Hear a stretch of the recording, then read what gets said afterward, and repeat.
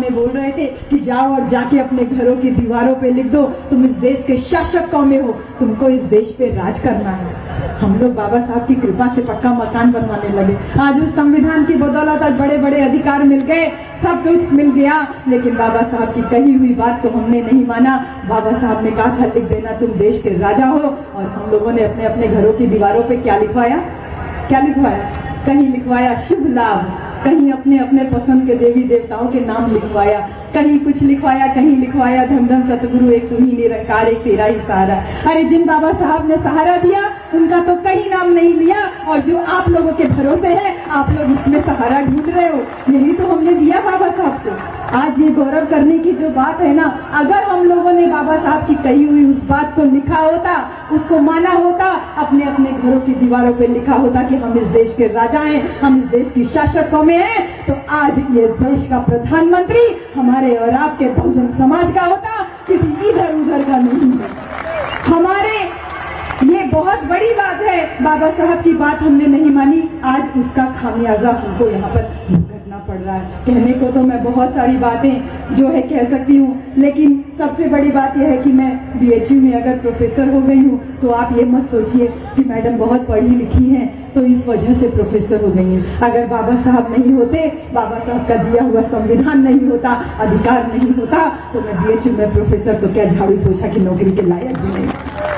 ये बात आप सब लोग बहुत अच्छे से अपने मन में बैठा लीजिए। जितने बच्चे यहाँ पे आके स्टेज पे सम्मानित हो रहे थे, आप सारे लोग इस बात को बहुत अच्छे से जान लीजिए कि पापा साहब जब छोटे से बच्चे थे, 6 साल के थे, स्कूल में जब एडमिशन के लिए उनके पापा उनको लेकर के गए तो कक्षा में प्रवेश नहीं मिला था उनको। जहाँ बच्चे जूता चप्पल उतारते थे वहाँ बाबा साहब बैठ के पढ़ाई करते थे, लेकिन जब मैं 6 साल की हुई, मुझे मेरे पापा स्कूल में एडमिशन दिलाने के लिए लेके गए तो टीचर ने बड़ी खुशी खुशी उंगली पकड़ के मुझे कक्षा में सबसे आगे बैठा दिया। ये केवल मेरे साथ नहीं, आप सब लोगों के साथ में और आप सबके बच्चों के साथ में होता है। हमारे बच्चे सबसे ज्यादा आगे जाकर के बैठते हैं पहली वाली सीट पे। बाबा साहब को कक्षा में प्रवेश नहीं दिया गया, अध्यापक कॉपी नहीं चेक करता था, पानी पीने के लिए नहीं मिलता था, लेकिन आज हमारे और आपके बच्चे बड़े गौरव के साथ में ये सारी सुविधाओं का लाभ ले रहे हैं। आप मुझे ये बताइए कि बाबा साहब में ऐसी कौन सी योग्यता नहीं थी कि उनको कक्षा में प्रवेश तक नहीं मिला, और हम में और आप में ऐसी कौन सी योग्यता थी कि आज हम लोग कक्षा में सबसे आगे बैठते हैं। हमारे बच्चे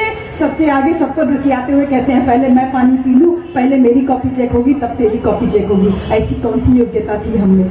शायद आपको नहीं पता। बाबा साहब जब 10 साल के 10वीं पास किया, बाबा साहब संस्कृत पढ़ना चाहते थे, क्योंकि उन्हें इस बात का आभास हो गया था कि हमारी गुलामी का कारण इस भाषा में लिखा हुआ है, जो ये मनुवादी संस्कृति इस संस्कृत भाषा में लिखी हुई है, इसी में हमारी समस्या की जड़ है। बाबा साहब संस्कृत पढ़ना चाहते थे, लेकिन टीचर ने मना कर दिया, बोले तू अछूत है, तू संस्कृत कैसे पढ़ सकता है, वेदों का ज्ञान तो तेरे लिए जरूरी नहीं है। लेकिन जब हम संस्कृत, हमने 10वीं पास किया, आपने 10वीं पास की होगी, तो हम लोग जो जो विषय पढ़ना चाहते थे टीचर ने हमको हमारे मनपसंद विषय पढ़ने के लिए दिया। आप मुझे ये बताइए बाबा साहब में ऐसी कौन सी योग्यता नहीं थी कि उनको संस्कृत नहीं पढ़ने दिया गया, और हमने और आप में ऐसी कौन सी योग्यता थी कि हम अपने अपनी पसंद का विषय पढ़ सकते थे।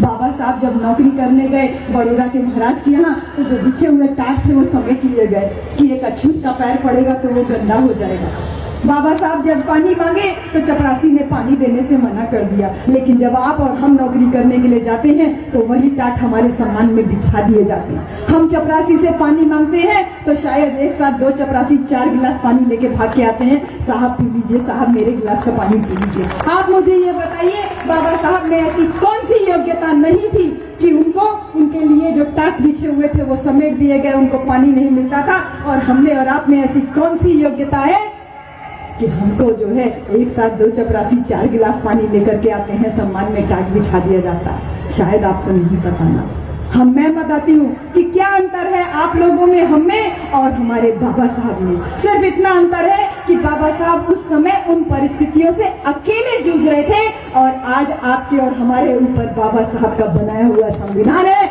जो हर पल हमारी सुरक्षा और संरक्षा कर रहा है। ये अंतर है हम में।